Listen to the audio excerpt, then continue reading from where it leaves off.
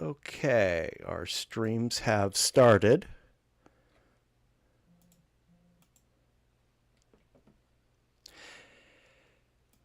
And if you're new to this experience, we have a few ways to view our stereo slideshow tonight. Those links are in the chat. They include YouTube and Twitch streams, as well as file downloads. We'll get started with the slideshow in just a minute. We're waiting for Bob Bloomberg and a few more people. One thing that I want to bring up is our new poll. Now, I think everyone who's here now was here at our last meeting, but just to reiterate, we have a new way to score our slideshow. Instead of the straw poll after the meeting, we're using the polling feature built into Zoom. So during the slideshow, after I start the poll, which I haven't started yet, as each photo is displayed, please use the poll to rank each stereo photo on a scale of 1 to 5. 1 being okay and 5 being wow. The poll can be used inside Zoom as a sidebar. If that's not convenient, I'll be posting a QR code that you can use with your smartphone or tablet. Please don't vote for your own photos. Participation is optional, but participate if you can. And I'll show the results immediately after the slideshow. The goal of this new approach is to make our meetings more interactive and engaging, and maybe we'll even end on time. All right, here come Ed and here come Bob.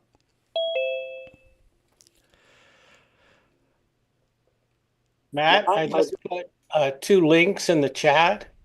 One is for a new glasses-free 3D display, and the other is a site that has 3D movies that can be downloaded. I don't know, I haven't used either of the services, but they're both really interesting. The site that has the movies, they have a lot of movies, including a lot that I've never seen available in 3D, including Fantasia, unbelievably. And the original Star Wars, the one that's called A New Hope.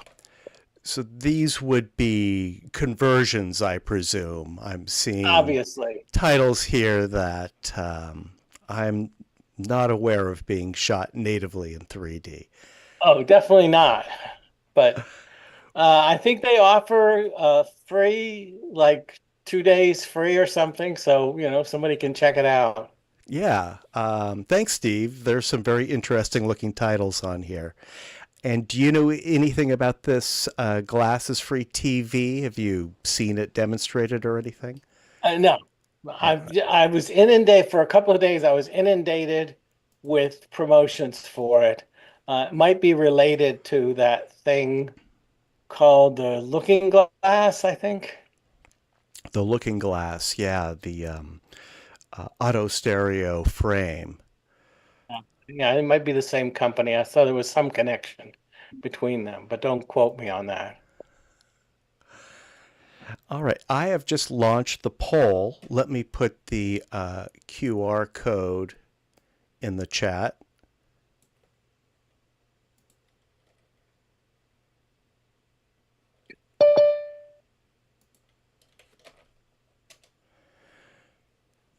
All right, there's the QR code. And in fact, I need to use that myself. So again, we will make our selections during the meeting.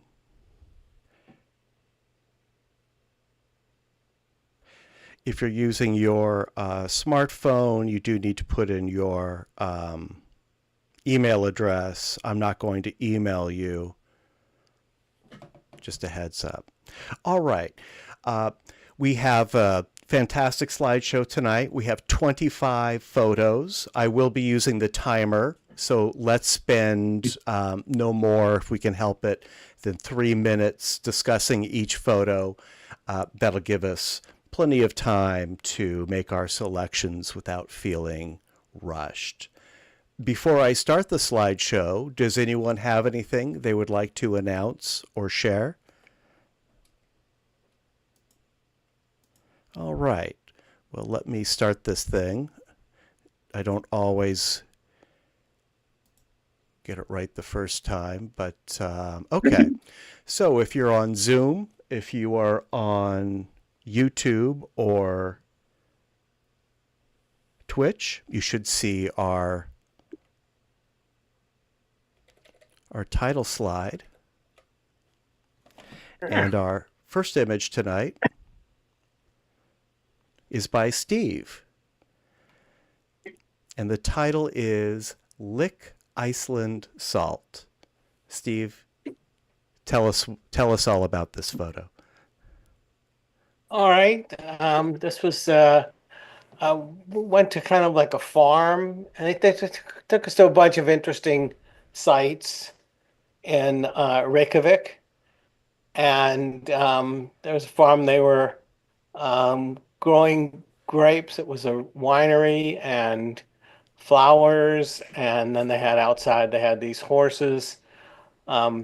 This picture is actually a little bit of a composite, because I had one picture, got closer and they were licking the salt lick and the tongue was out, and I thought, oh, that's great. But the 3D didn't work because I was just a little too close.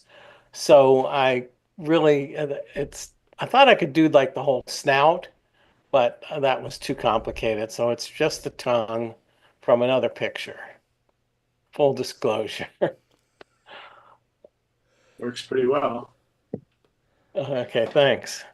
I wouldn't have noticed if you hadn't said. Yeah, I shouldn't mention it, because now you'll be fixated on it. I don't notice any retinal rivalry or anything like that. All right. There's a vertical misalignment. Yeah, the right eye is a little higher than the left. Okay, well, I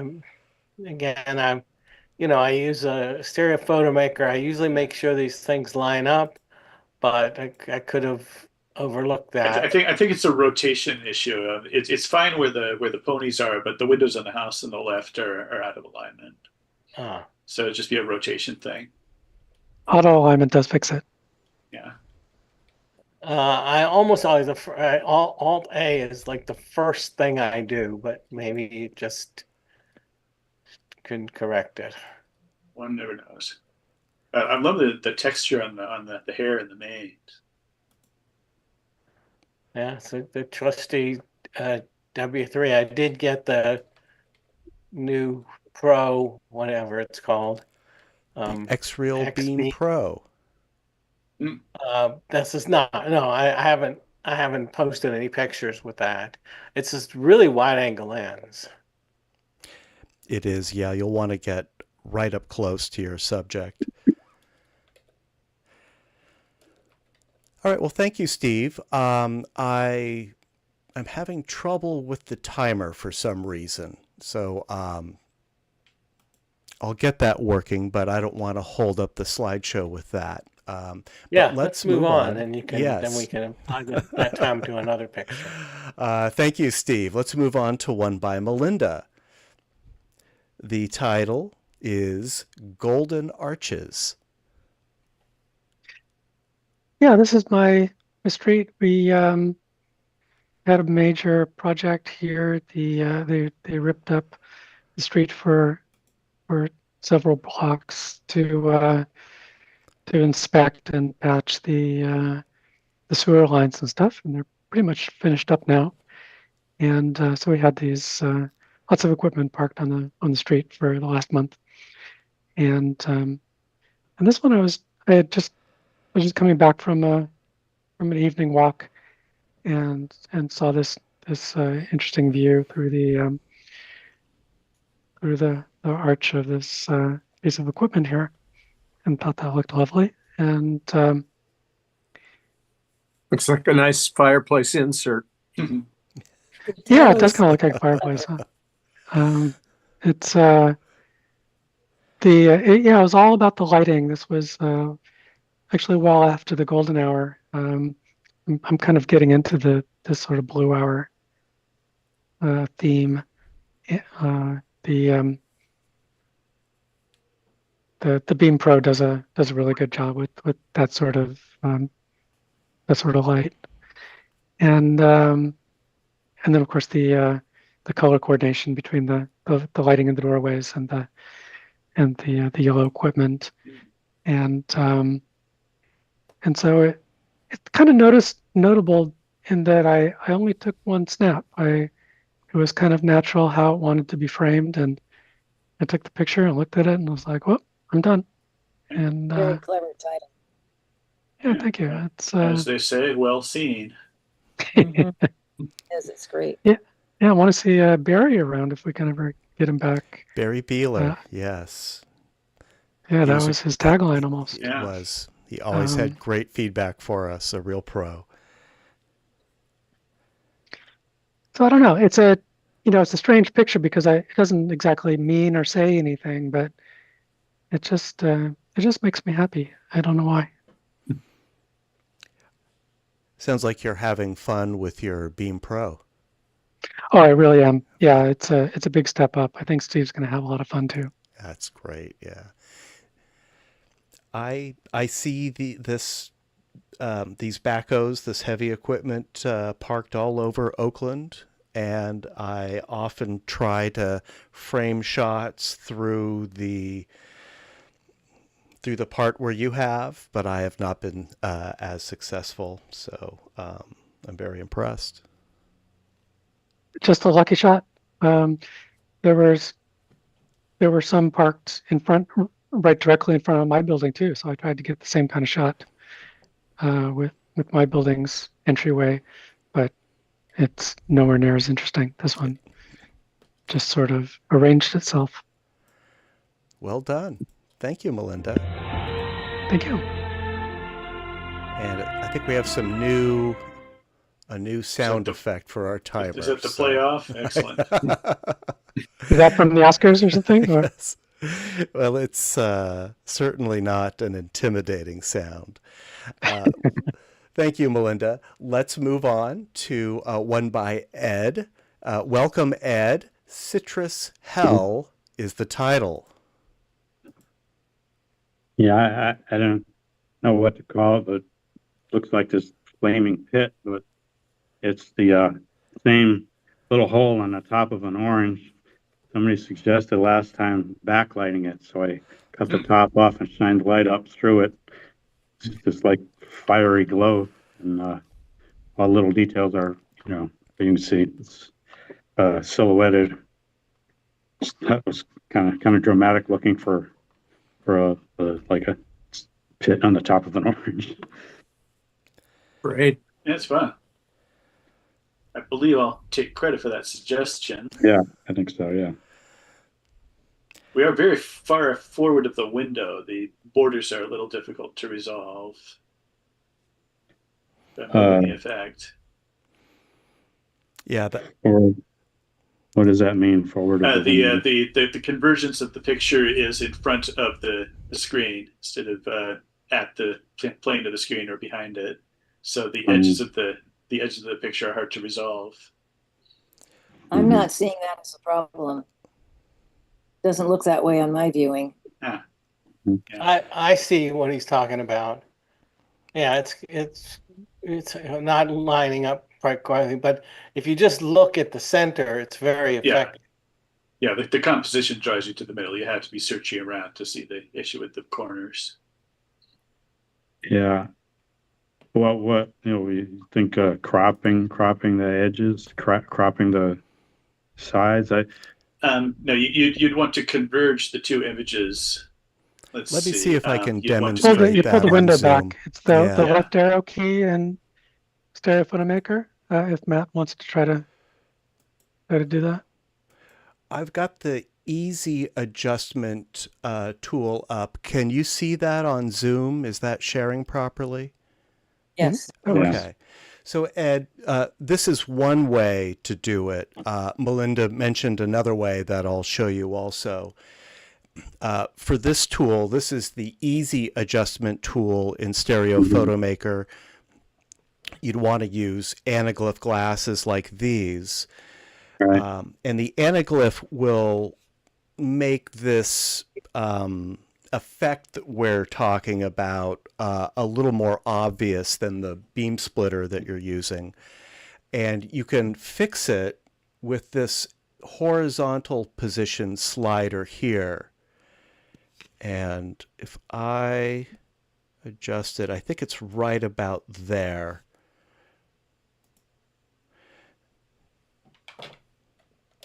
So if we look at this now on Zoom,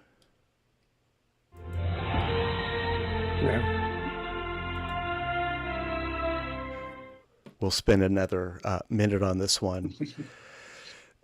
So Yeah, that's much better. yeah, Ed, you might not notice much of a difference with the viewer that you have. For people who are viewing this on like a 3D TV or a Loom pad, it's a bit more pronounced. And the effect that we're describing is that the composition is essentially in front of the stereo window instead of behind the stereo window. So that's something I encourage you to play with. And as Melinda was saying, you can also just use the left and right arrows in Stereo Photo Maker to do the same kind of adjustment to move it and get that position. So I encourage you to experiment with that. And while we are manipulating your photo, I want to do something kind of risky. I want to show this pseudo because I think it The looks pseudo's great. fantastic. Pseudo It looks also. like a Martian temple or something. To me, it looks like a top-down view of a mushroom cloud. That would have been a good one for the pseudo meeting. Yeah, That looks great. we'll definitely have another pseudo. So I just couldn't resist playing with that. I had a lot of fun. Let me move these back because I always forget. All right. Thank you, Ed. It's just like the most nondescript thing you could think of. The hole in the top of an orange. You get just drama out of it. Yeah. It's so wild looking. It really is. There's so much texture and detail in this tiny hidden world that you've discovered. Really excellent. Thank you, Ed. Thank you. All right. Thanks Now, for are that. we still Yes. pseudo? Okay, I think I fixed that. All right, let's move on. This is one by me. And I'll start my timer. The title is Pickleball at Embarcadero Plaza. And I was at the plaza over the weekend.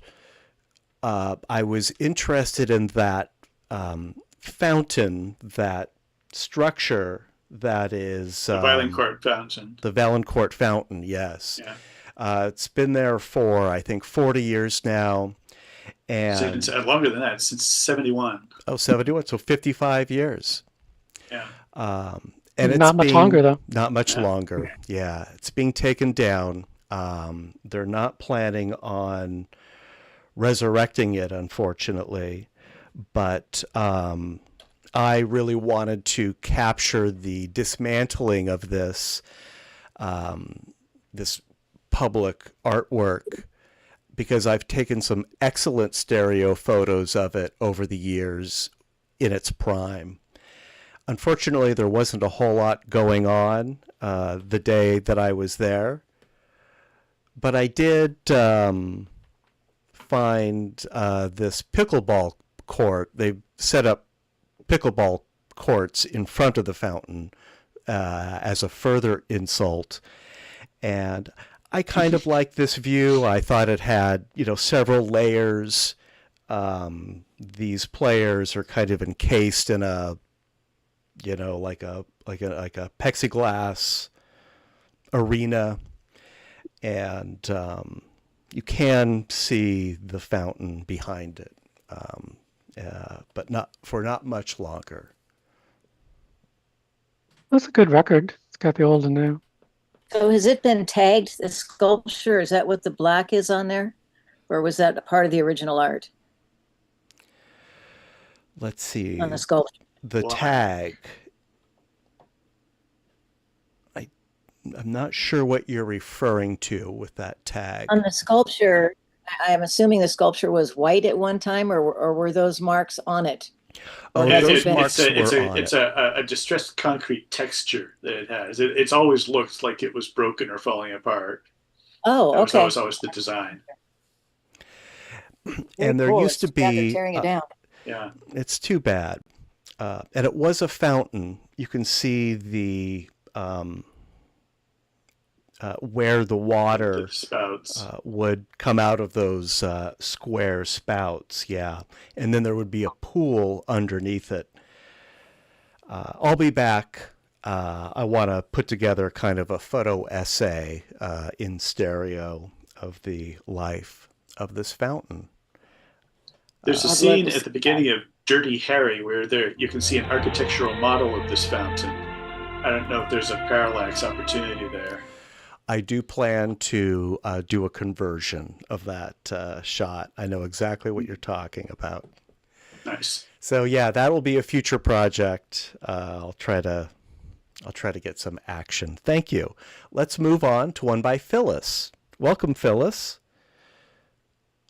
The title Thank you. of Phyllis's first stereo photo of the evening is Interior Reflection.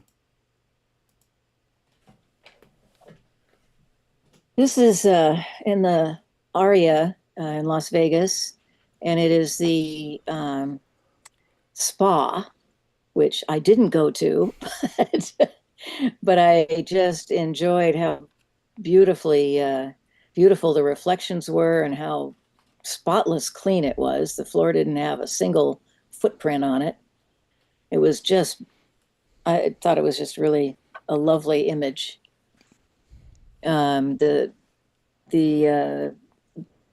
big, that's a big stone piece, which is their reception desk.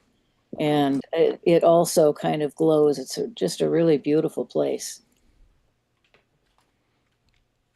It's a lovely reflection on the floor.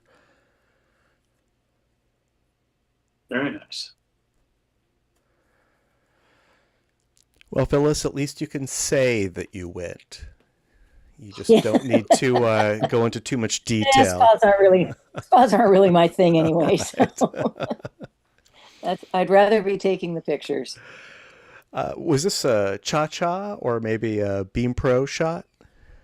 No, this was with the W3. Oh, This was right. before I had the Beam Pro.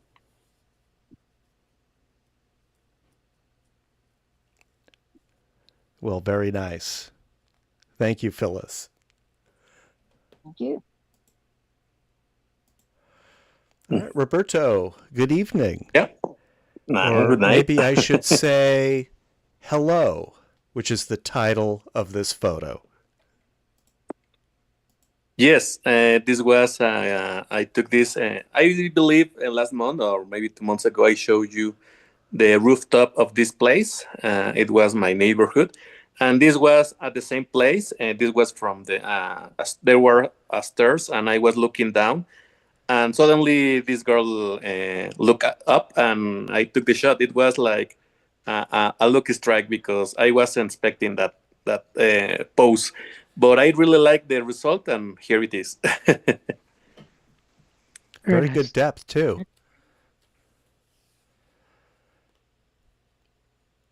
Yes, Roberto, this is a simple were photo you on for the tonight. roof when you made this or at a lower level?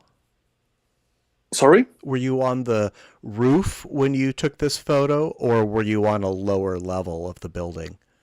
I was only one floor upper than this girl, so it was only this space has 3 floors, but I was in the intermediate floor. Yeah, the depth is very, very good, very pronounced. Yes, yes, it was like suddenly I was taking photos. I turned it down, took the snapshot, and it resulted well. I didn't expect this result. A lucky shot, yeah. Yep. Well, I've mentioned a class that a workshop that George Themelis led at a 3D con a few years ago. The subject was look up. If you're looking for compositions, don't forget to look up, but I think this is just as valid a technique too. Look Yes. down. This is like look around you, up, down, left, right, everywhere. Exactly. Yeah, Thank you you. scored a great composition here. Thank you, Roberto. Well done. All right. Bob, you're up next. The title is SF Bay Bridges Hyper. Yeah, this is one taken from a plane taking off, and fortunately they had a nice pattern that took us over San Francisco. Like, And I liked seeing all of the major landmarks there. Yes, that's how you sort of squeeze them in around all the edges. Yeah, I didn't want to move them. We have enough problems with earthquakes here without me shifting. Yeah, you got Treasure Island, San Francisco, Sausalito, the two bridges, Alcatraz, I see. Yeah. I tried doing a colorizing on it, just didn't give me the effect I wanted. Sepia tone's nice. Yeah, you got the fog at just the right moment too. Yeah, Really nice hyper. thanks. Did you need to do any? Thank the Go pilot. ahead, Steve. How old is this picture? I was trying to see what I don't see the new structure on the Bay Bridge, so I didn't think it was that old, but some detectives should be able to figure this out based on. Yeah, we don't see the part that has the new structure on the Bay Bridge, right? No, we do have the old Oakland span, the cantilevered span. Yeah. I see the Transamerica Pyramid, where we wouldn't have enough. We can't see the Rincon area from here. Uh-huh. Bob, you shot this in black and white? No. It was. Oh. So why did you try to colorize it? Oh, no, I didn't. I just didn't like the way it was kind of washed out. And I just wanted to see what it would look like if our robot overlords had their way with it. So what does it? I was what hoping camera- for something like an old postcard kind of effect where they deliberately hand colored it, but they just turned the whole city kind of a weird green color. What camera did you use? Good question. This could have Not been. a Cha-Cha, because they're perfectly. The water's perfect. Yeah, I did do a shift. I did do a cut and paste on that boat that's doing a little U-turn there. I do recall that was not in the right space. It was kind of coming out at you. Yeah, So I moved that back. I just assumed this was an airplane Cha-Cha. Yeah, it is. Yeah. Oh wow, did an excellent job. That's just perfect. And I did run it through Topaz to sharpen up the image a bit.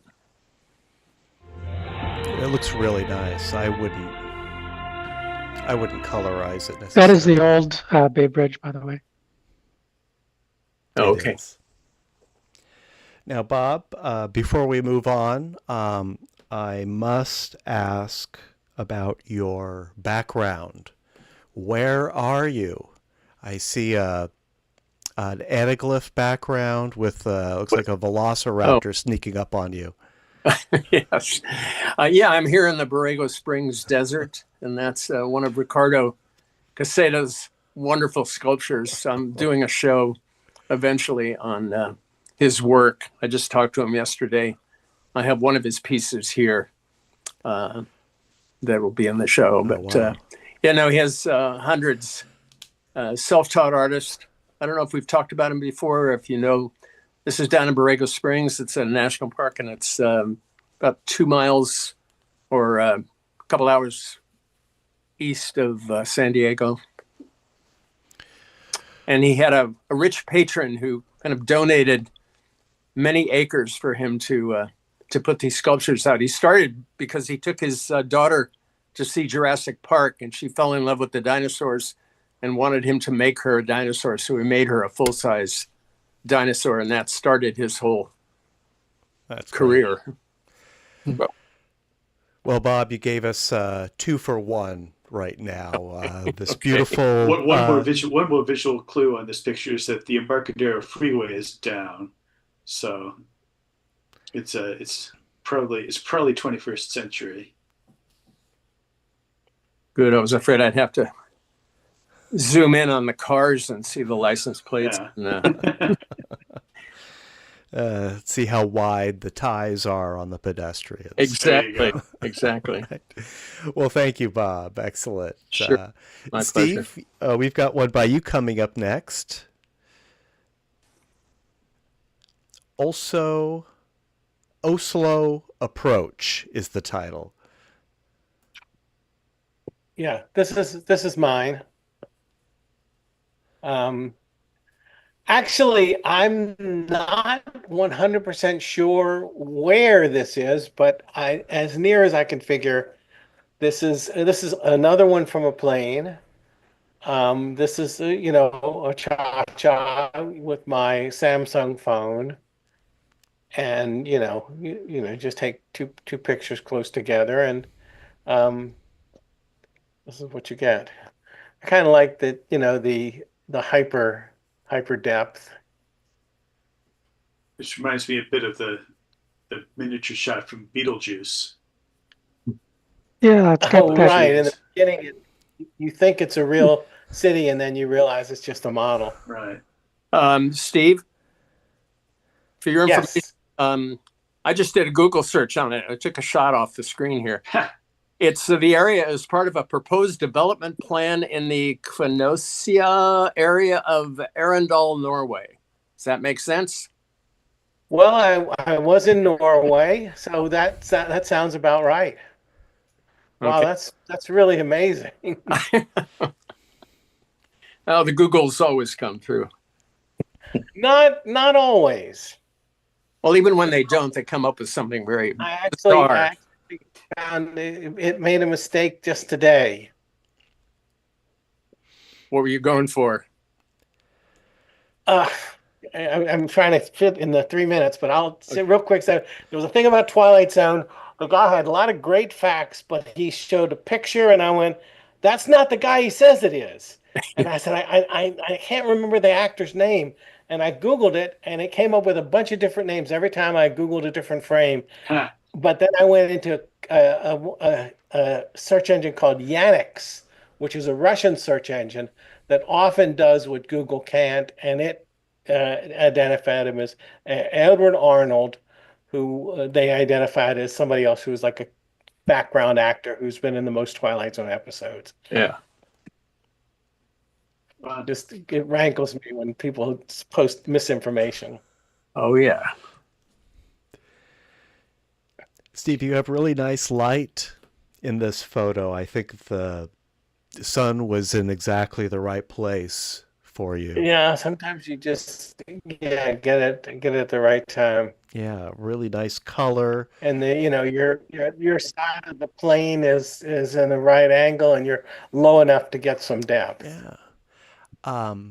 Was it a big plane or a little plane? You look really close to the ground here.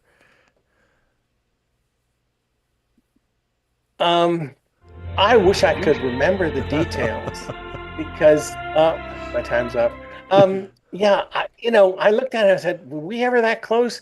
Was I up on a hill? I frankly don't know. You might have zoomed I in. don't remember taking this picture, but I took a bunch of pictures from an airplane and then I tried to backtrack and find them, and the originals are missing. So I don't know. It's a mystery, but it's definitely Norway. So it could have been just as we were landing. I noticed, I probably noticed a bunch of trees and stuff that were close and on my side of the. I always get a window seat when I fly. All right. Well, thank you, Steve. All Very right. successful. Thank you. Next is a photo by Melinda. Furious Ent is the title. Yeah, so this is at the Palace of Fine Arts, another sort of blue hour stroll. It was much darker than it looks here, so I was not too hopeful for the images, but I used the Photoshop's what is it called? What did you do with it? What was it doing? Equalize. That's it. Use the equalize button, which does a kind of a histogram equalization to sort of like get the most out of like a really light or dark image, but it can often go too far and kind of destroy an otherwise good image. But in this case, it lightened it all up and brought a lot of contrast and gave it this very otherworldly kind of a look to it. And I thought, for this image, that's just fine. And then I just thought it was kind of funny that it looked like some sort of tree-related drama going on. I don't know what. Great. What's with the yellow tape? What about the yellow tape? What's with the yellow tape? Were they keeping you out of there, or? Oh yeah, I think it was just for caution. I think they're taking down this whole tree altogether, or maybe that's the second tree in the background that's only half chopped down. But yeah, there was sawdust and stuff all over the place. So pretty major operation to take down one or more of these giant old cypress trees. Or it could have been a crime scene and that tree is raising its hands. Surrender. That's the idea. Yeah, that's what it looks like to me. Like from Lord of the Rings, where he's saying, some of these trees were my friends. Melinda, did you do any work on that sky, that wonderful cloud? Did the equalize tool give it this texture? Yes, that was all due to equalization. I didn't even know that there were clouds there at all. Wow. The whole thing was completely underexposed. Never used that. I've never used the equalize tool in Photoshop. This is something I need to explore. I only recommend it under duress. When you've got just some image that's really terribly exposed, but you're kind of determined to get something out of it or to see if there's anything there. It can sometimes rescue an image, but I don't recommend using it regularly. Great tip. It certainly worked here. Yeah, Thank you. It's very successful here. And you'd be surprised how many bad exposures I get out of my photography personally. So that's one I need to try it. explore. I mean, even if you just end up undoing it, it can show you some stuff that you didn't realize was there, and it's kind of a useful tool. But Yeah, these cameras capture much more information than what we can actually see, and Photoshop can reveal that detail hidden in the image. Thank you, Melinda. Yep. Thank you. Next is one by me. This is a photo of Steve, actually. I took this at the Anthony McCall exhibit that was at Fort Mason back in February. I showed one shot from that exhibit in March.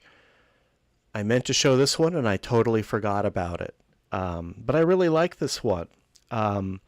The subject, Steve, is standing in or behind a projector that's projecting a white light. So he's kind of in a cone of light, and he's extended his arms, which gives sort of that wing effect that he has. And I used Melinda's technique and applied a border to this because otherwise a lot of the depth effect was just kind of lost. So yeah, this one was a lucky shot. Took it with my Beam Pro, and it did okay in this essentially unlit space. It was pitch black except for these projectors. And there's a theater mist in the gallery to kind of define the light, give it that volumetric shape. So thank you, Steve, for suggesting it. Performance?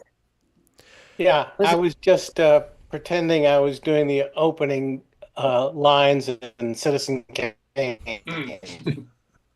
The opening sequence. Not the opening, but the first dialogue scenes.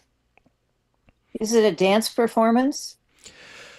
No, it's an exhibit.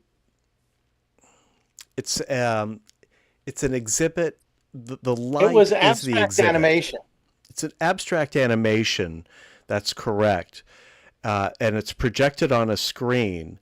But the idea is that it's the light beam, which is the element that's on exhibit. The projected images were just sort of abstract shapes to give these light beams a different shape. But is it a real person performing? It's Or Steve just a still Siegel. image? It's Steve Siegel, and he's just standing in front of one of these projectors, and he's extending his arms. So we see Steve's, you can see his head, and his he has sort of a crown, which is just kind of the light from the projector, I think, the unblocked light. And Yeah, I was just pretty much standing still, holding a pose that I thought would make a good shadows. yeah, It is looks to kind me of like a frame abstract. from The Lathe of Heaven. Or do you know the Ursula Le do you know Guin. this, like the scene I'm I know talking the about? story. I haven't seen the adaptation. Oh, it's I read, wonderful. is it Ursula K. Le Guin? Yeah. Yeah, it's very read special. that. I don't know that I've seen was it a video production, TV production? It's a movie, yeah, a PBS production, but then it got That's what I it got thought. immediately stuck in legal limbo, but then eventually became available. So you can find it now. It is on it's YouTube, yeah. it's well worth looking up. But I made a reference to Citizen Kane when in the newsroom, the guy is talking about what he wants to see in the newsreel, but he's lit by the movie projector behind him, and it actually looks a lot like this. It's very, very impressive for 1941. If you haven't seen Citizen Kane, I urge you all to go and check it out. Very impressive. How long will it be before someone converts Citizen Kane into 3D? Probably has certainly been not done already. legitimately, because Wells's contract was extremely specific. Turner couldn't even colorize it. just because of Wells's contract. Forward-thinking artist. All right, thank you all. Let's move on to a stereo photo by Phyllis. Rainforest Elk is the title.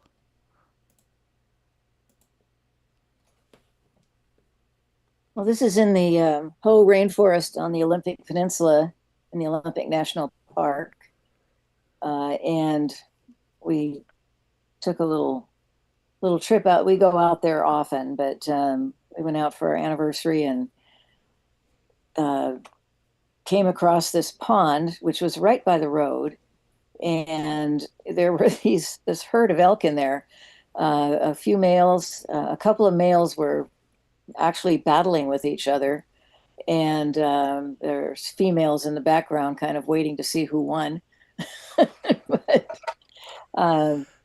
unfortunately, the shots that I have of them actually fighting, I must have watched them for a half an hour. I took videos of them, antlers locked, pushing each other back and forth in the water. So the best ones have the elk in the water with the reflection on this beautiful sunny day, and cars were just driving by as if it were nothing. I couldn't believe it. We were both out there with cameras for about a half an hour just watching this whole thing as cars were just going by like it was just an everyday thing. Quite amazing.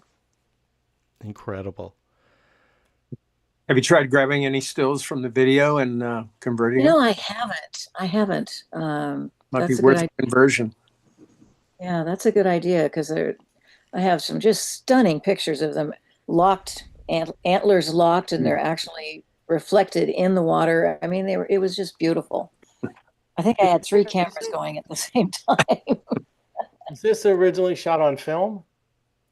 No, digital. This is digital. Have you tried to do any color correction on it? I didn't do It's the much real- on this one. No, I shouldn't. I ask because it on my monitor it looks kind of washed out. It's a fantastic picture. I really love it.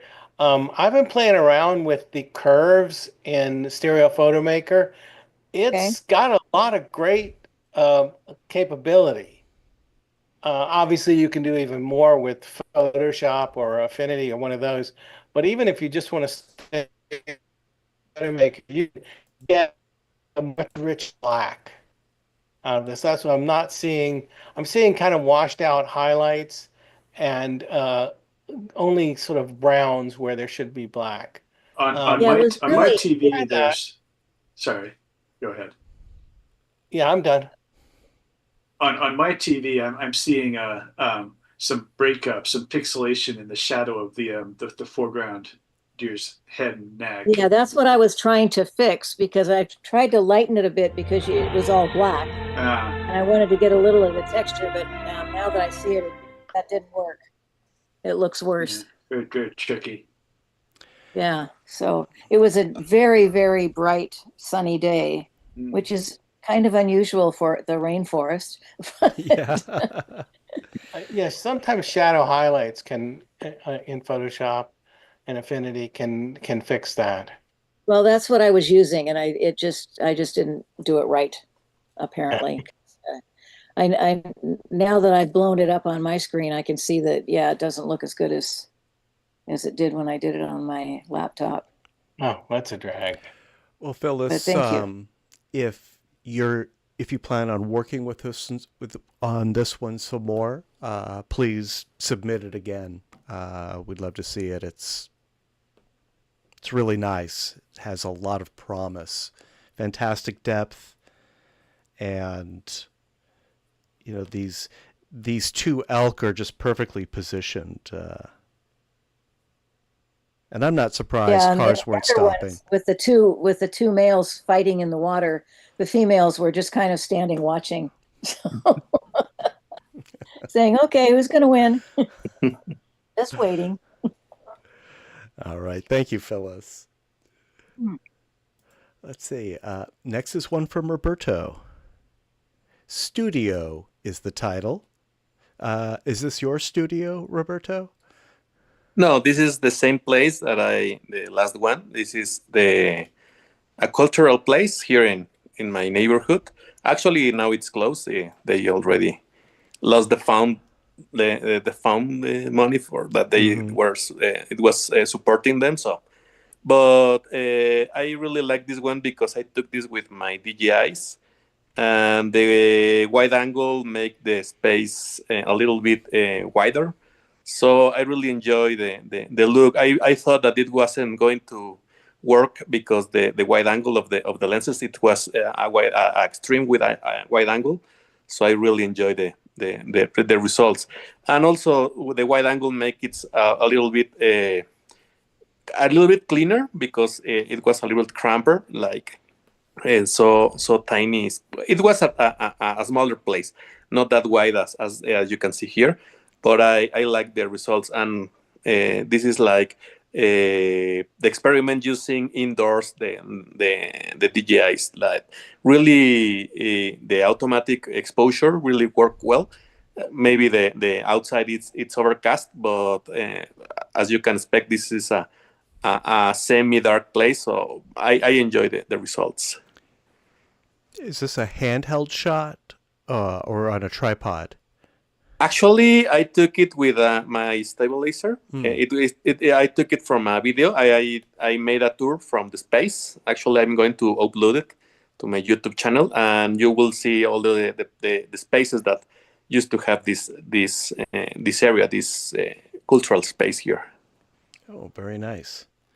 Yeah, be sure to share that with us after it's posted. Sure, yes.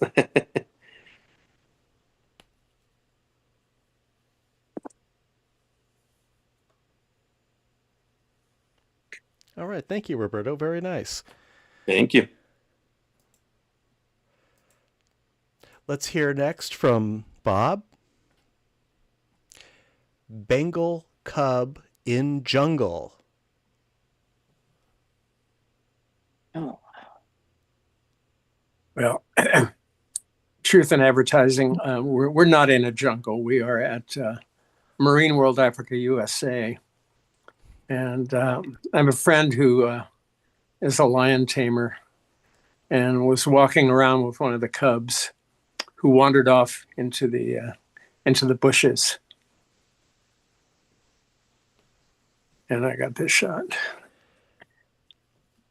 And this was on film, and I'm trying to remember the camera that I used. You must have been very is this through close. glass? I'm sorry? You shooting through glass? No.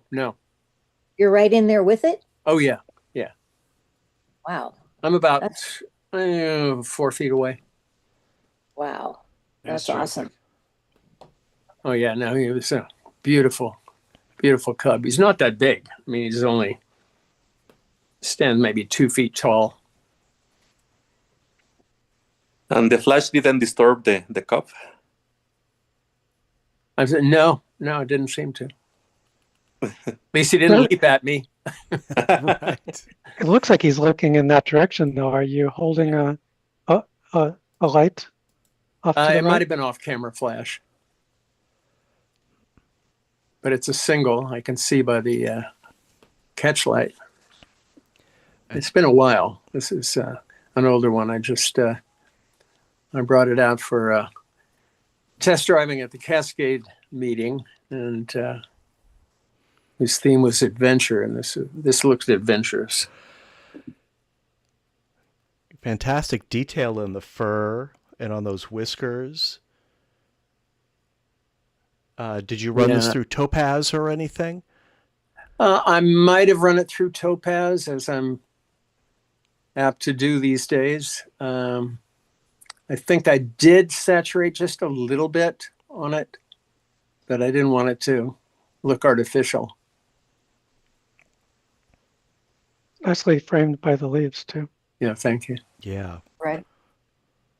I think I'm seeing some dirt, some artifacting down by the tiger's paw. Yeah, Couple of I looked at the spots. paw. I was thinking of actually going in there and maybe trying to make that a little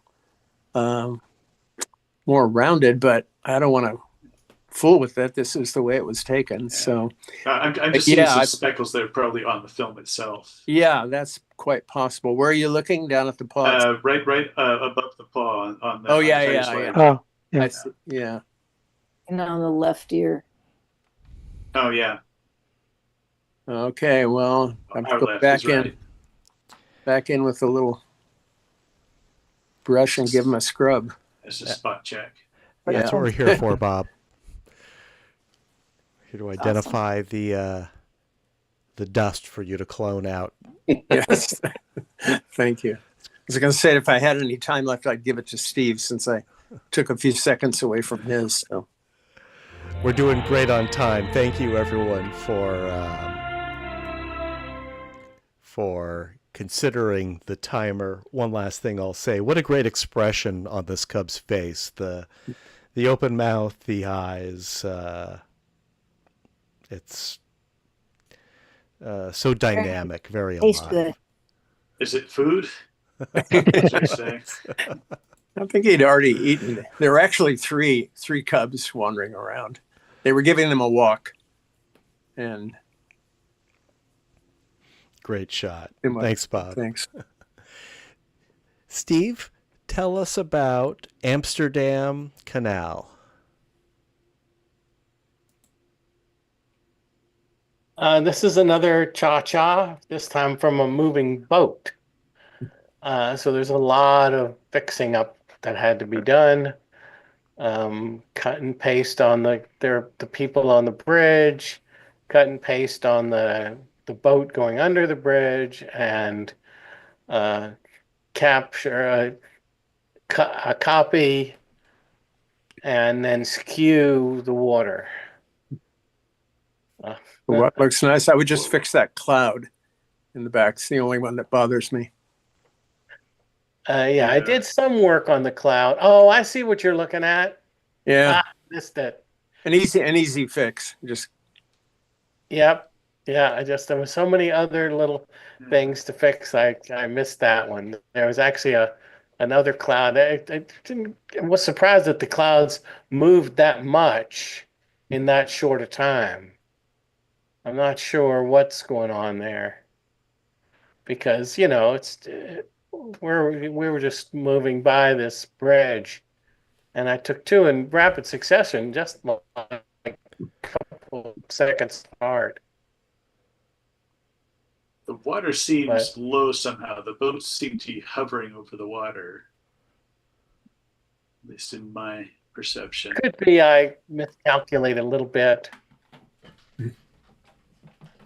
I love the composition. it could be a hovercraft. Okay? There you go.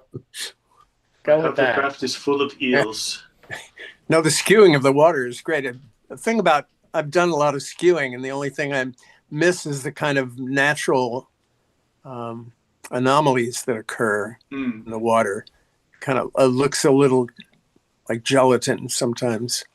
This doesn't bother me. It's a good job. Yeah, the reflections are tweaked. Mm-hmm. As the reflections go straight down, whereas the ripples in the water are going to have the depth, but mostly just the reflection going to the bridge.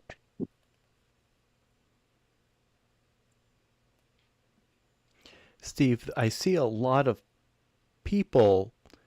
Did you have to clone the individuals? I'm not seeing a lot of rivalry with the people on the bridge or on the riverbank, on the canal bank. That is correct. That is a one of the two eyes, probably the left eye, and then cloned onto the right eye, and then I took not the smudge brush, but there's something similar to a smudge brush that lets you move. It's a little bit more accurate in affinity, and just shoved them a few pixels so that they're not all in the same plane. Yeah, it looks flawless. Well done. There's some fluttery pedestrians on the far right. Yeah, hopefully you're not going to scrutinize it too much. Nah.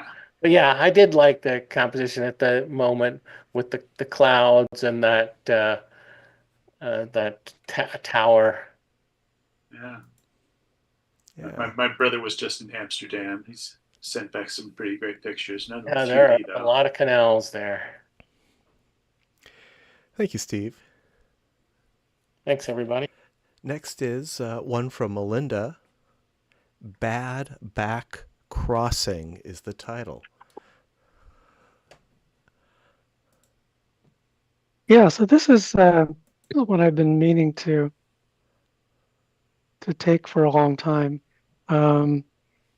It's right on the edge of the Presidio by the ILM campus, and so I've stopped here many times waiting for this flight, which takes a long time, and I always thought it was kind of funny the the pictures with the instructions for crossing, and I had the idea to get some people to help pose and make this composition for at least a year, if not two. And I was always thinking, well, I just need to find a couple of volunteers to volunteer to be the hand model and the person with the bad back. And I'd never asked anybody before, but this one day I was there right there during the golden hour, and there was this couple standing on the corner, and I made my pitch, and they said sure, and so I got to pose them. Oh, and I almost lost the whole thing. I took the initial pictures with my Beam Pro, and but I wanted to be able to show it to them, and since it doesn't have an auto stereo display, and since I happen to have my my Hydrogen 1 with me, I switched cameras and took that shot to show them. And then when I got home, I found out that I had taken the original pictures in 2D. So luckily, I had still the one that wasn't meant for production, but I got the stereo image off my Hydrogen 1 and got the picture that I wanted. Very lucky. I have a minor suggestion. Mhm. I mean, if you do it again, you can put the guy in the background farther away so you can see his silhouette a little clearer because he's being somewhat obscured by the guy in the foreground. But now that's a lot of work. If you want to just work in this picture, the guy in the foreground, if you take his thumb and rotate it so that it matches the picture. I tried. That's a woman actually. I did put her thumb in the right position, but she didn't quite keep it there. But there's lots of little differences and stuff, and I thought this is fine. Whatever is not exactly right is absolutely fine with me because it's just kind of you could get it to match in Photoshop. I've done that kind of thing. You can rotate. No, I'm sure. I'm just happy. I'm happy the way it is. It doesn't need to be correct. It's kind of almost the the humor of the you want the making of it as well. Exactly. Yeah. Reminded me of a shot I took. I just emailed it to you, Melinda. Oh, thank you. It's I don't know if you can. No, it won't show up here with my background, but I think So you did a similar posing of a sign. No, but it was that image on the sign reminded me of it. It was pedestrian crossing sign that. Well, you'll see it, or I could take my thing off, but I don't want to take up time here. Well, thanks for sending it. I'll be very happy to see that. Yeah, very successful, Melinda. And this, to be clear, this is a Hydrogen 1 shot. Correct. Yeah, you've got a lot of depth in it for a Hydrogen 1. Even the finger pointing to the button is a different layer than the button itself. And that's something that aggravates me about the Beam Pro. It's not spatial photo, which is what they call stereo photography by default. It's a 2D photo. You have to make that setting. Very Captain's watch. aggravating. We live and learn. Yeah. That'll We've all happen done it. less often now. We've all lost great shots because we are in the wrong mode. Thank you, Melinda. Next is one by me. I was up in Oregon last week visiting family. I photographed this area many times. This is the Lava Beds National Monument. I usually show photos from underground inside the lava tubes, the shallow caves that can be explored in this area.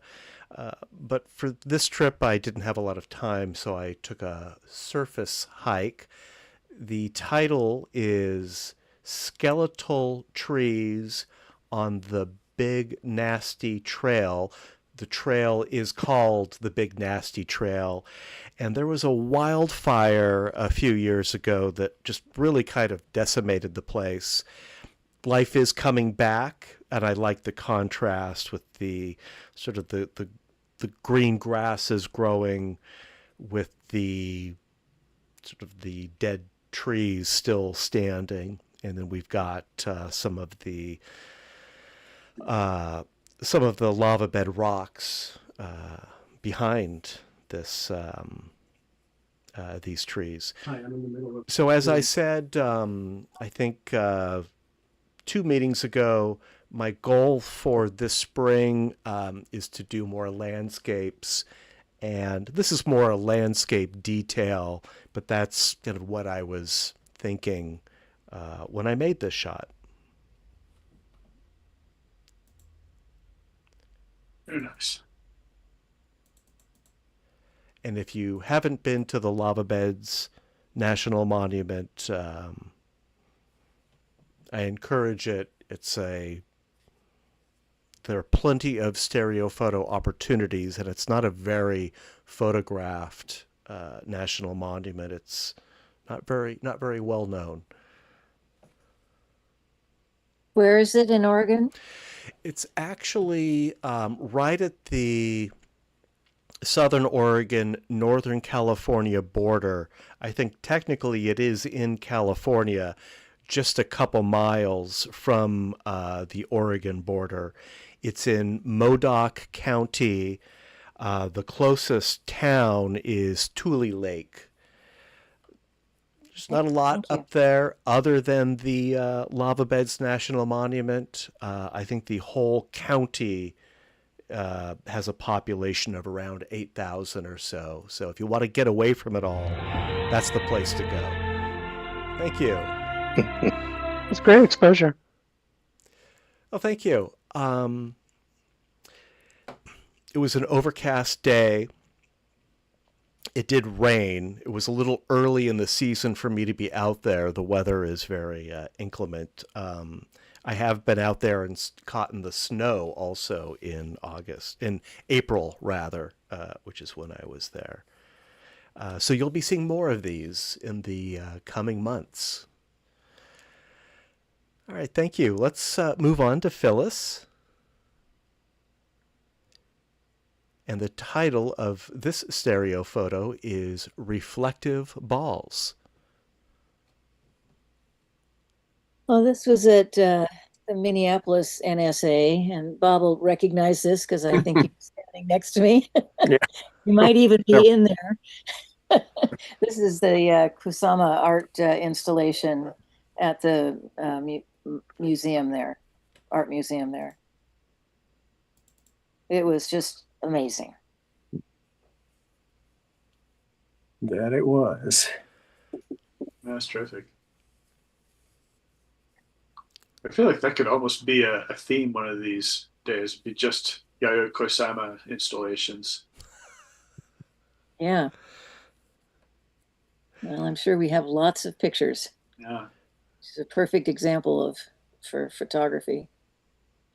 And this had a wonderful ceiling that reflected onto the balls, which made them even more interesting. Mm. You've aligned this really well. I love how on my loom pad that sort of primary sphere is slightly out of the window. It's not too far ahead, but it's a great effect. Really well done. Yeah, it was fun. And the great reflections from that. That's a skylight, you said? At the ceiling of the museum. That ceiling? It's kind of in the entry. This part was in the entry area of the museum. Lots of light. Yeah, it gives these reflections a lot of visual interest. Mm-hmm.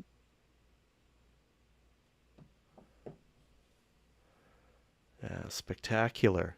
Thank you, Phyllis. Thank you. All right, let's hear from Roberto next. Blue is the title. Oh, wow. Oh yes, this is the complement from the last month. I took in black and white. This is the full color picture. As you can see, this is underwater. This was also taken with my DJIs, and I have been experimenting. Actually, right now the sunrise is hitting the pool really really nicely. So I am going to take some pictures during this week. Maybe next month I will show it again in the next open category. Mm-hmm. That's terrific. Are you actually underwater, or is there a window in the pool? No, I am underwater, and the cameras that I use are waterproof, so I took advantage of that. Wow, that's awesome. I told Matt to use his RXOs also are waterproof. They are, but not when they're configured for stereo. Yeah, that's Because right. you have to pop off the waterproof door in order to connect that multi-port cable. Maybe a full case for a larger camera, and maybe triggered with a Bluetooth remote. Could work. I don't know.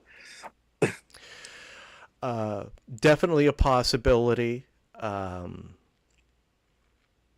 But I don't know if I could match this.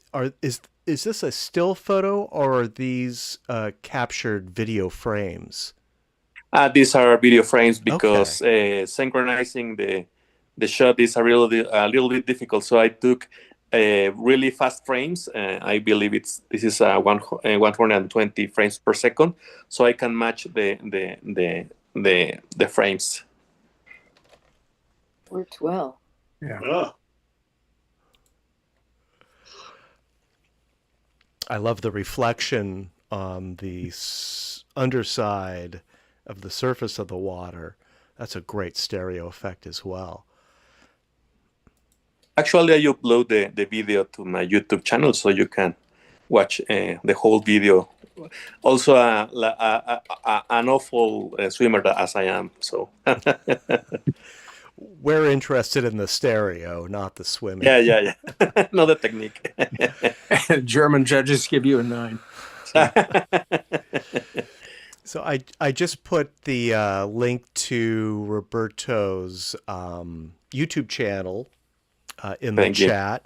He has some half-width side-by-side stereo videos, 3D videos that you can enjoy, as well as the video that this pair of frames, this stereo pair was taken from. And I also see, Bob, you've posted your pedestrian crossing photo in the chat as well. Thank you for sharing that. Yeah, I didn't mean to give it to everybody. I actually sent it again to Melinda in the chat. So yeah, I got it and replied to it. Thank you. That's a fun picture. That deserves a stereo conversion if you don't have a stereo version already. But But Roberto, thank you for sharing. We look forward to seeing Thank you. more at our next Open. And Sure. for everyone who can, be sure to check out Roberto's YouTube channel. He's got some great 3D videos. Thank you. Bob, you're up next. Yeah, I just realized I posted only half of the stereo pair there for that pedestrian crossing. I can add it to the chat later. Yeah, If you would like. that'd be great. Sure. Unless you, and of course, you can also enter it in an Open if you want. But Okay. but before we get to that, let's hear about Buddha's reflecting. Yeah, this I shot in Bangkok at Wat Po Temple with, I believe this was a cha-cha with the iPhone. Wow, that looks like a narrow space you were in. It's very narrow, and I was up against the glass there. This is the end of that enclosure where the Buddhas are behind glass. So I was shooting through glass here.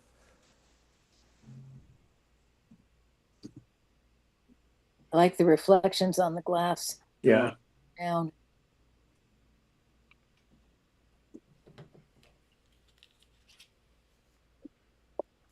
I Yeah, like it's the just- kind of, I don't know, it seems to say something about how they're protected by the glass. Yeah, I like the contrast of those kind of stark pillars and the brightness outside. It's good exposure, really good depth. Thanks. Nice. Yeah, the reflections aren't too busy. It's the Buddhas are sort of almost gazing at their own reflections. Yeah, exactly. And There you so go. ghost reflections too. I like that they weren't all there.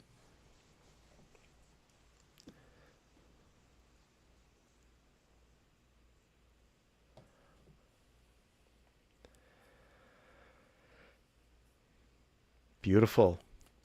Thanks. Thank you, Bob.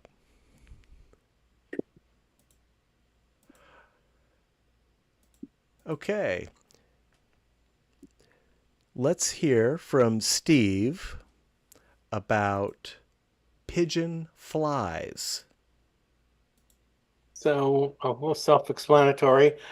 This is in Norway. There were a bunch of pigeons on the ground, and I saw this one getting ready to take off, and I kind of followed it. And this is with the W3, and it's cropped quite a bit.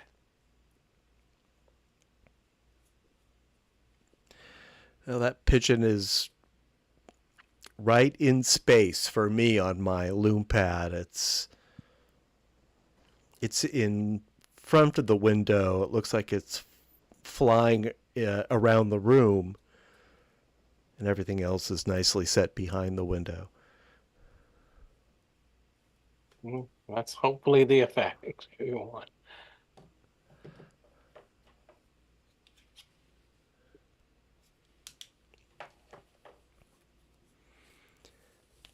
This was with the W3. W3, yeah. Nice.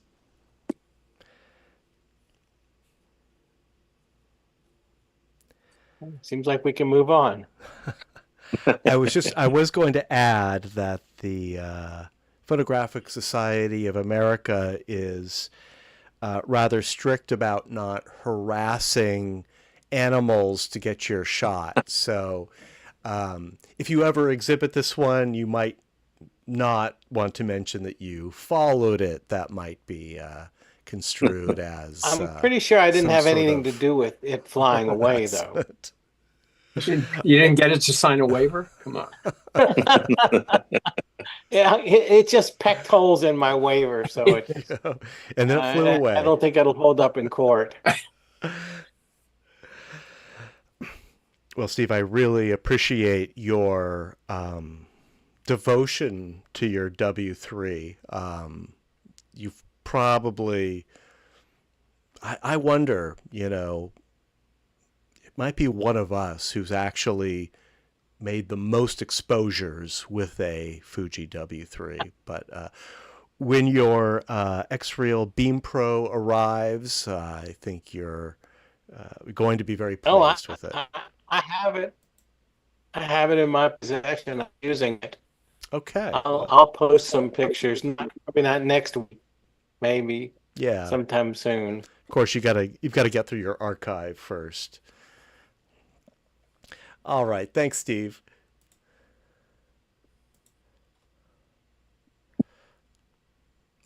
The title of this photo is Lion Balls. It's by Melinda. Yeah, so this is up in Pacific Heights here. Might have been on the same evening that I took some of those other images. I like this pair of lions and saw this slight line through them. Thought it looked kind of nice. Pretty sure I took this with the Beam Pro. Got up real close, but it seems to have done okay with it.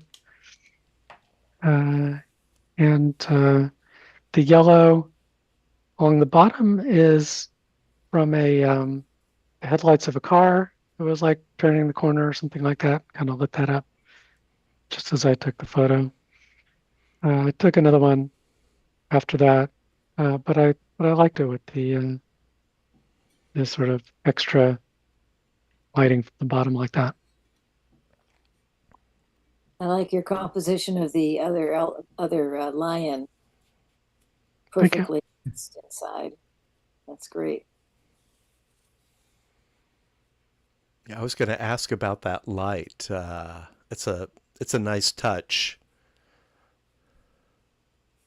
Yeah, without it, it was a little more drab. It was kind of a lucky thing. I remember kind of when it happened too, and I've sort of trained my instincts to, like anytime something strange or sudden happens while I'm framing a picture, just take the picture, and then I can always ignore it later.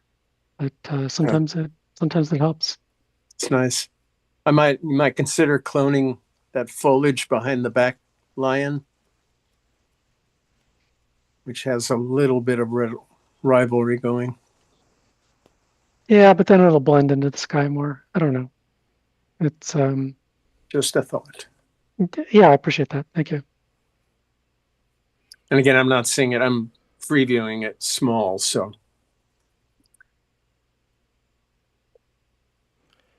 I think I used shadow highlights. I brought up the shadows of the buildings across the way. They were mostly invisible.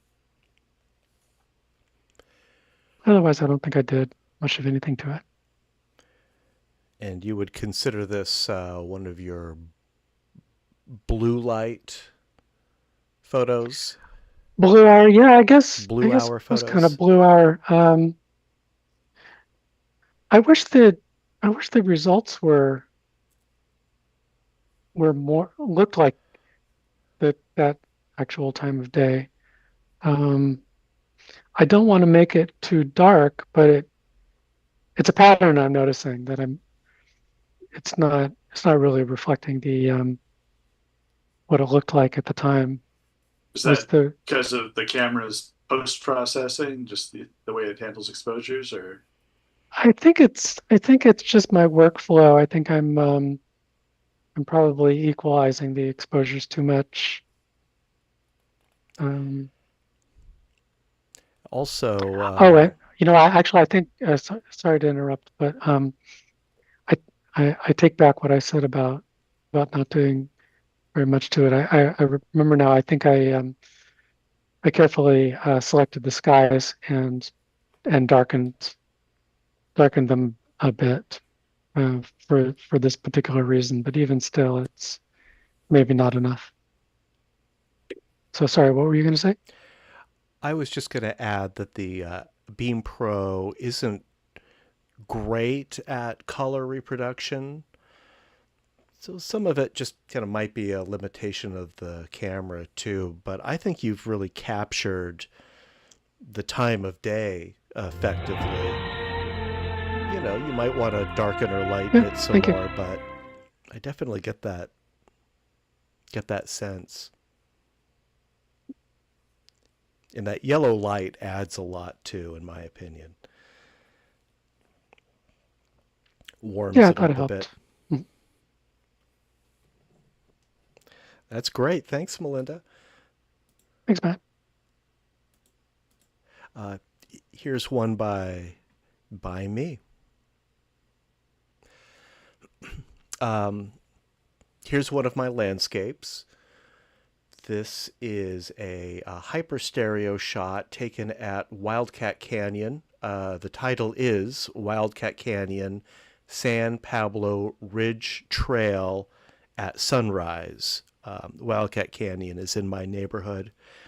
And we're basically in the East Bay Hills looking towards, well, that's Mount Tamalpais in the background in the left corner. It's unfortunate that it was such a hazy day because that would have lent a lot of additional information to the photo about its location. You could even faintly see the Chevron refinery back there, but it's really lost in the haze. And I tried to bring it out using the clarity tool and the dehaze tool, but it just kind of pixelated. But I'm generally happy with this. I mean, I think the depth is what works in this for me. I wish that the light was falling on that foreground hill where those hikers are. And I did get a shot with that light there, but there were no hikers there, and it was just a more interesting shot with the people as miniaturized as they are. And in kind of the middle ground hill, some of those details are trees or shrubs, and some of them are cows, but there really isn't a lot of detail there. In any case, this is one of a series. I'll be showing more. I took this in, this would have been in early April, I think. And these hills have already turned brown. They only stay this verdant green for a short time. And even though we've had a lot of late season rains, we also had a heat wave in March that kind of accelerated that. So I will be trying this photo again, but not until next year when the hills are green again. Well, the green is lovely, and I really would love to see a shaft of light on the mountaintop with some people. But Yeah. you'll have to be there at just the right time. Did you punch up the green at all? You know, I didn't do much to the saturation of this image. I definitely played with the exposure and the I did play with shadow highlights a bit, but I don't think I really altered the green too much.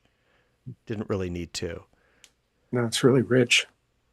Matt, I think that the haze part of it actually adds to the picture Oh, because this foreground stuff seems really sharp to me, and the haze just accentuates the depth. So I think I really like it. Yeah, the hikers definitely add a lot. How far apart were your lenses? I was shooting with my Canon DSLRs, which have smaller sensors. These cameras were 4 feet apart. Oh, wow. I had done a calculation for all of these landscapes. I am making an effort to calculate the camera separation. What I'm finding is there are just so many variables. It's not always a reliable way. I think you really just have to take multiple exposures with different camera distances. So thank you. You'll be seeing more of these. But until then, let's enjoy the Space Needle Revisited by Phyllis. This is from the NSA that I was in charge of. And of course, I took people to one of my favorite places, which is the Chihuly Garden and Glass. And that is the Space Needle reflecting along with the self-portrait of the Space Needle in the one of his glass balls in the garden. Yeah, that's a nice composition with the. I've shot reflecting balls a couple of times, but I've never been able to get a good result. That's really nice. Yeah. You have nice depth in the reflection and nice depth outside of that reflection too.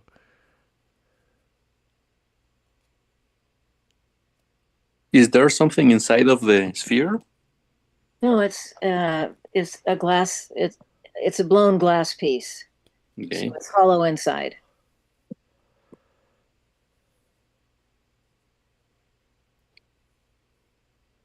And the whole garden is full of all kinds of fanciful, beautiful, colorful glass art. I don't remember seeing any of these pieces. So are the green rectangles part of the sphere itself, or is that a reflection? That's a reflection of the leaves, I think, in the Yeah, from the rest of the garden that's in there. amazing. It looks so Solid regularly colored. spaced. It looks almost like a skylight of some kind above, but of course, nothing there. Well, it is right next to the building, so it could be part of the building too, because it's right next to it.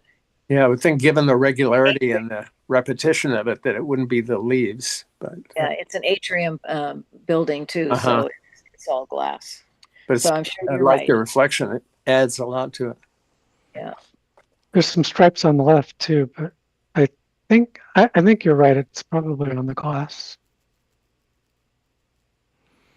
Yeah, there seem to be in depth multiple layers of reflections on the sphere.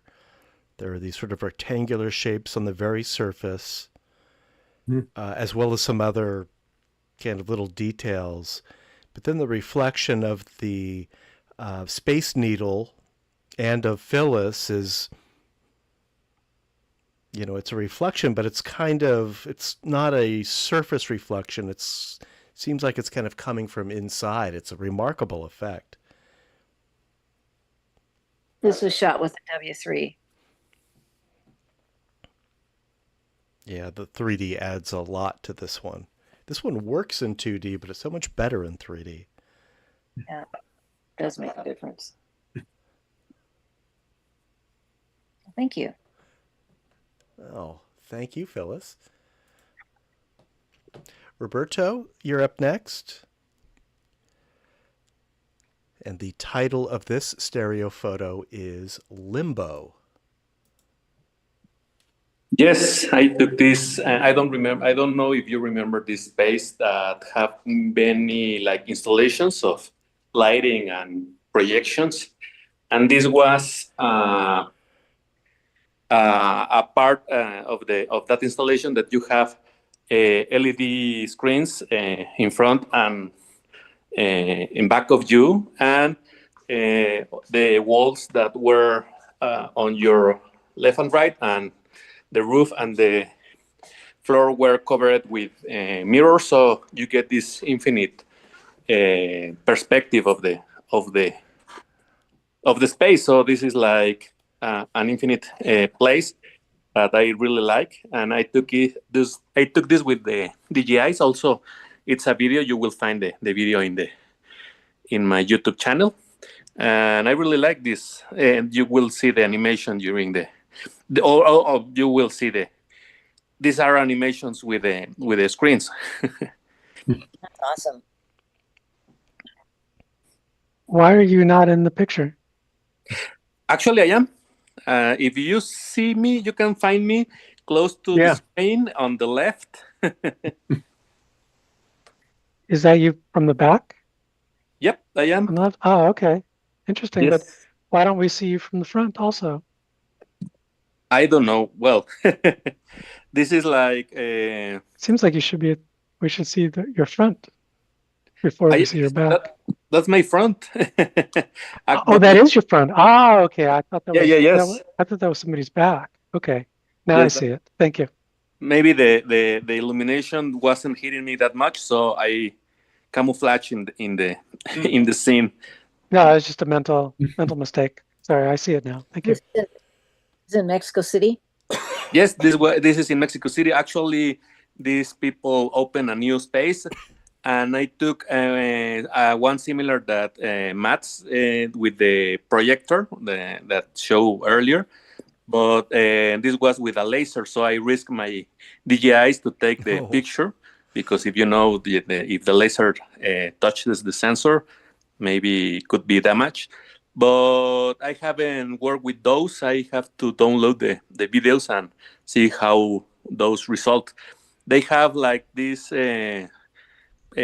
spaces. Those are mainly for activations for brands that are going to launch their new products or stuff, or meetings or something like that they want to impress the people that are going to attend those meetings. And when I went, they were promoting these spaces that telling us to invite anyone to want to visit the space here in Mexico City.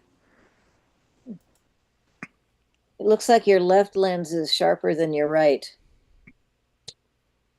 Actually, I don't know, because as you can see, these are this doesn't have autofocus. These are fixed lenses because these are so wide.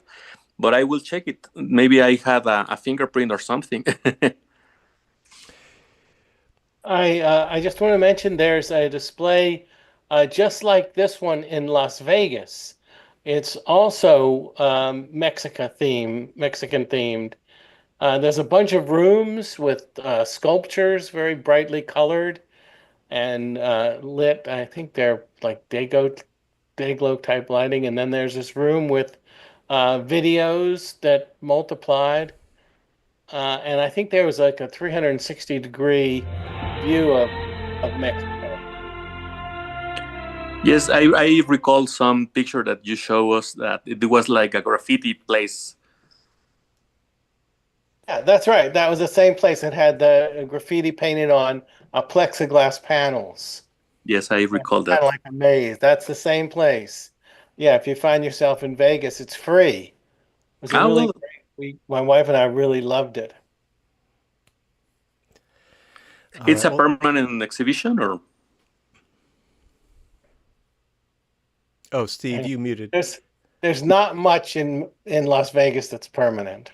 Yeah, I know. That's why I asked, because it was like I have been many places. I don't think it was a pop-up. I had never heard of it before. I think I was just Googling stuff you could do in Las Vegas that didn't involve gambling. And that was one of the things that came up. I will look for that exhibition, and maybe they are moving the exhibition around the world, and maybe it will land here in Mexico City. Maybe. Well, I thought you took your picture in Mexico. Yes, this one is in Mexico City. So was that a touring show that you went to? Yes, this is like a place that they have this many installations. I have shown you other pictures from this place, and if you watch my YouTube channel, you will see the whole tour that I made through this installation. Yeah, I have looked at your YouTube channel, but I haven't looked at all your videos. But okay, yeah, maybe it's the same exhibit. We should probably move. Maybe, yes. Well, thank you, Roberto. Yeah. You have a knack for capturing these events in stereo. I really look forward to seeing them. Thank you for sharing Well, this. and during the World Cup, there are many planned here in Mexico City. Yeah. Yeah, you're in the middle of a scene. I can tell. Thanks, Thank Roberto. you. And Bob, Mhm. this is our last stereo photo of tonight's slideshow. This is by Bob, and the title is Touching a Gray Whale. Yeah, this was shot on film in the mid 80s. And I had traded shooting a video promotional film for a chance to go on this trip. And it's one of those life events that was just a highlight. I can't describe it, but yeah, this is, I think there are 4 people, including my wife Marilyn there, touching the whale. These whales come to, this is San Ignacio Lagoon in Baja, and they come in the spring to give birth to their calves. And for some reason, they like coming up to the boats, the small skiffs, and they bring their calves. They actually lift the calves out of the water sometimes so they can be petted, and they'll open their mouth. You can touch their baleen. It's just, and they look you right in the eye. It's like going to a different planet.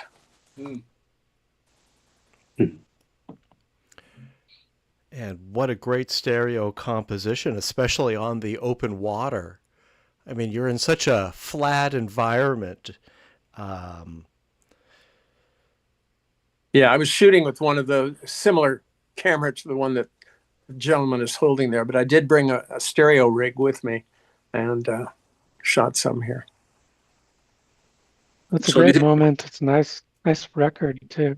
Thanks. This is from a video or? No, this was a still. Okay.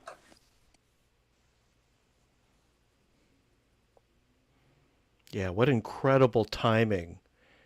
Yeah. You know, an everyone is in the experience. right position. If I had one criticism to make, it would be it's too bad that the video camera being held up is blocking the face of the person standing next to it. But I can look for some. I'm just starting to go through some of the shots from that trip. And the person being blocked is now a dear friend who is the organizer of that whole trip. wow. And so I think he'll appreciate if I can retrieve his head somewhere. Okay. Well, I can. this is astonishing. I love the look of the water too.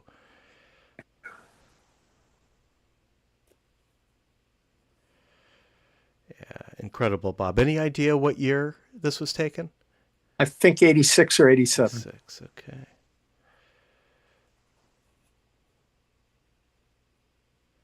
Very successful. Well done. Thank you, Bob. Sure. All right. Now, please ignore the straw poll link on our title slide here, rather our conclusion slide, as well as that QR code. In the past, we would now cycle through the slideshow again and then make our selections in a straw poll. But we're trying something different. If you haven't been making selections during the slideshow, and if you would like to make selections, I can quickly run through the slideshow again. The idea is that we will, moving forward, we will conclude the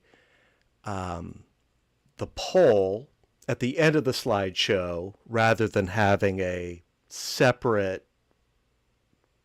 time for making that selection. But since this is new, since we're still kind of adjusting to this, before I show the results of the poll, I just want to make sure that there isn't anyone who needs more time making their selections. Does anyone need more time? Would anyone like me to run through the slideshow again?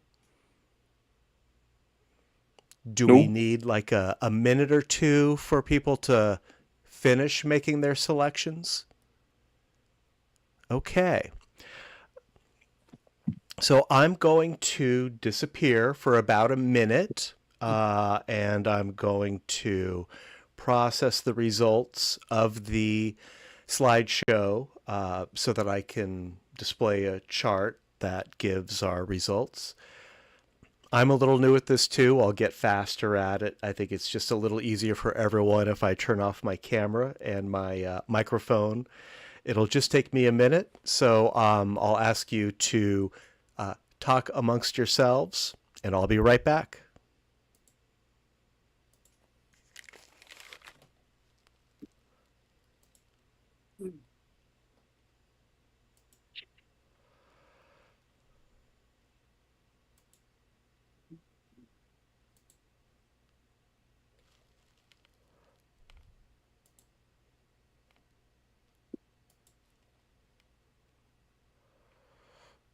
See, I got out to the Vogue Theater in San Francisco again the week before last for Inferno, which is one of my favorite 3D films. They used the Dolby system there, and the color wasn't great, but it was still nice to see it on a big screen. And I see that on the 26th, they're going to play the 3D conversion of Terminator 2, which could be fun. Yeah, that sounds like fun. I would probably do that. Yeah, it's a good conversion. Not perfect. I was expecting them to go the extra mile and treat the silver reflective surfaces specially, but it's just your basic geometric conversion. But always fun to see that one on a big screen anyway. Yeah, it's a decent movie. Yeah. It does seem like it would be a good subject for 3D. Oh yeah. Yeah, no, Cameron uses the Z-axis a lot just in his compositions. I'd love to see a conversion of The Abyss sometime. How was the attendance? Sparse. It was sparse. Yeah, I hope they're not discouraged. I have seen Inferno on the big. The first time I saw it was on a big screen. Yeah, first time I saw it was at the Castro, I think. I'll be heading to the Castro later this week for the Silent Festival. Yes. Yeah, they've got some interesting stuff this year. I know if I'm going to be able to get free. I've had a lot going on family-wise.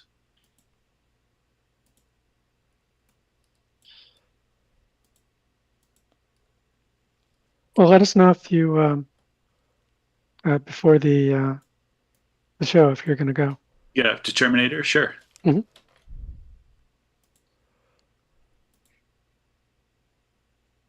They should bring back Jaws.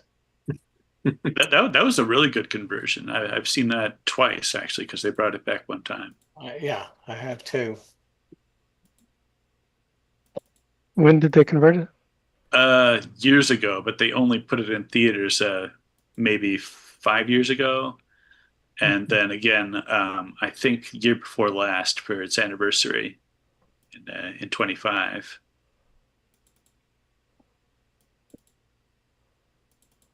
Yeah, I remember I saw that at the Westfield Shopping Center in that theater there before, but now that's gone. Yeah, I went out to Dublin for it. Has there been a conversion of 2001? No, that could be an interesting one. You can look on that list that I posted. There's a lot of stuff. I don't know how good it is. Somebody can check it out.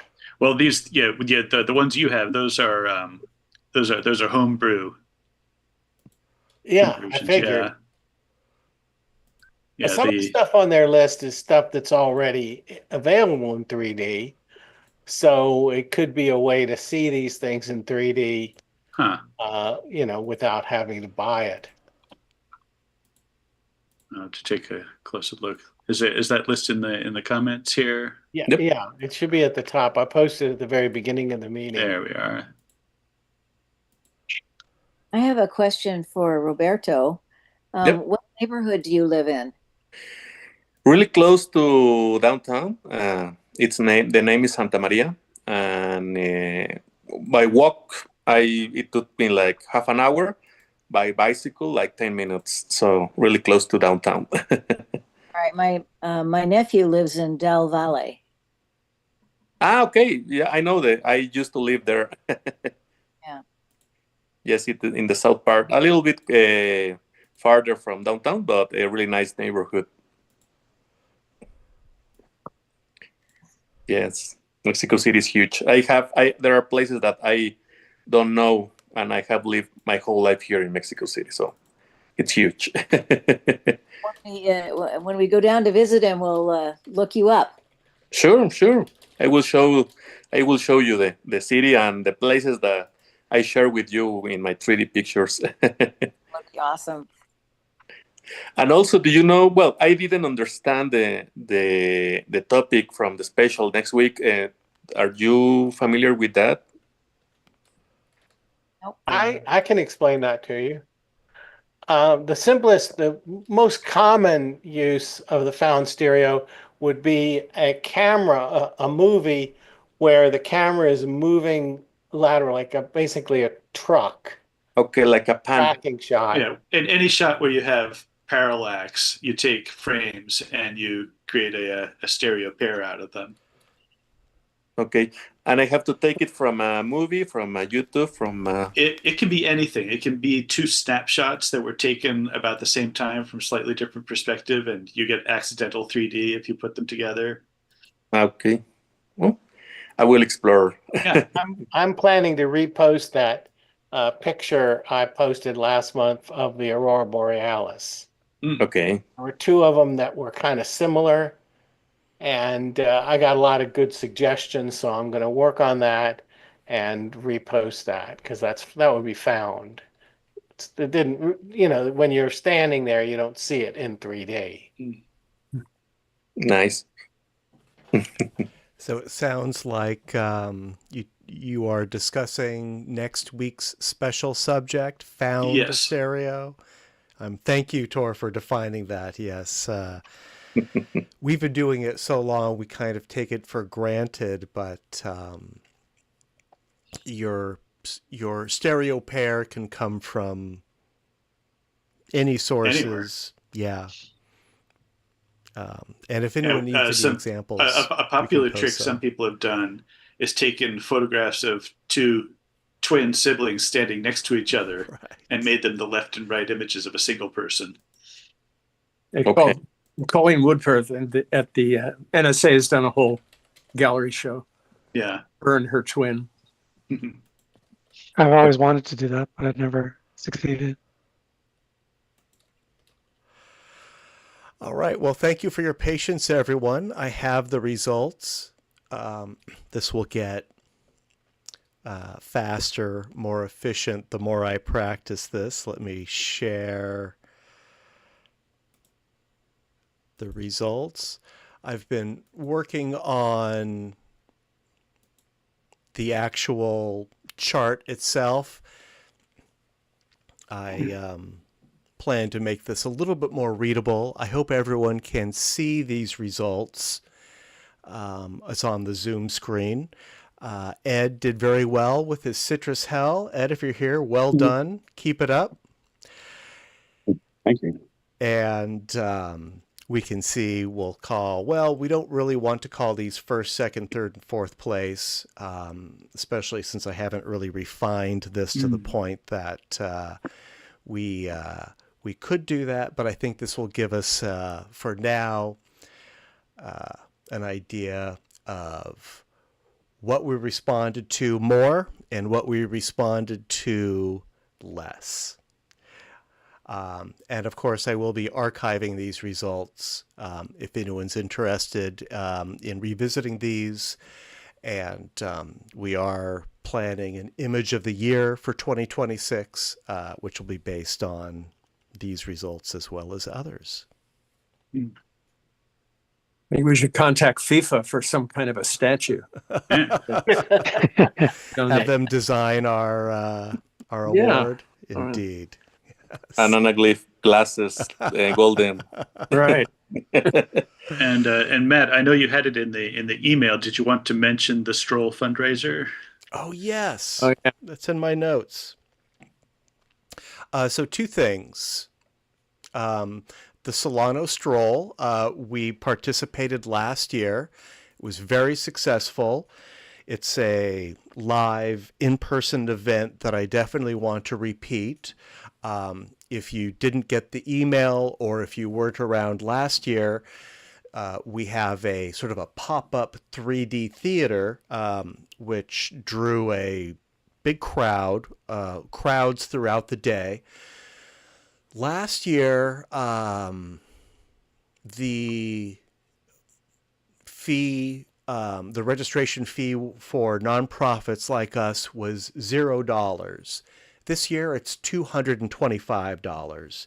So I'm reaching out to you to please contribute to this fund. I've already received some donations. You can donate on our donation page, which I will put in the chat right now. You can donate with over PayPal or Venmo. There's that link.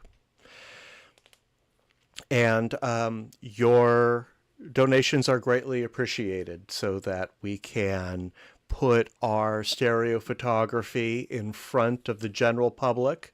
They're always blown away. They always think it's something that we've invented, that it's something brand new. And definitely worth the time. We did other live events last year, and I'm looking into those events for this year as well. So I'll be sending updates with that. But please do donate to this Solano Stroll Fund if you can. Some other news. You know, I'm into the Vogue Theater in San Francisco. They've been screening 3D films in the Dolby 3D system. A few of us saw Ridley Scott's The Martian back in March. Tonight, actually, they are screening Final Destination 5 in 3D. I'm not too sorry that I missed that one. They are also screening on Tuesday, May 26th, Terminator 2, the 3D conversion, James Cameron's 3D conversion of Terminator 2. Again, we were talking about it a bit while you were off doing business. Well, I'll be there. So if anyone wants to join me, and if you're in the Bay Area, please do. That's one I definitely don't want to miss.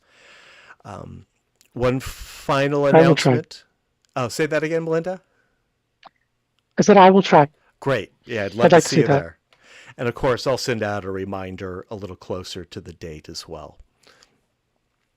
Our next meeting is next week, Tuesday, May 12th. And as you've discussed, our special subject is found stereo. My description is create a stereo image from two separate photos or video frames that aren't originally in 3D. But I think, Tor, you probably defined it better than me. And if anyone needs any examples, please email me, and I'm happy to send you some slides from previous found stereo special subjects. It's one of our more popular subjects. All right. Thanks, Tor, for reminding me about that Solano Stroll announcement. We are at 9 o'clock, and amazingly, we finished on time. I'm generally pretty happy with our new poll technique. I do need to work on dressing up the results, getting them displayed a little faster and making them more visually clear. But here we are. Before we end the meeting, does anyone have anything to share? I think we've shared it all. Well, great slideshow tonight, guys. I was very happy with tonight's meeting, and I'm looking forward to seeing everyone next week for more stereo photography. Thanks, guys. We'll see you soon. All right. Good night. Thank you. I don't.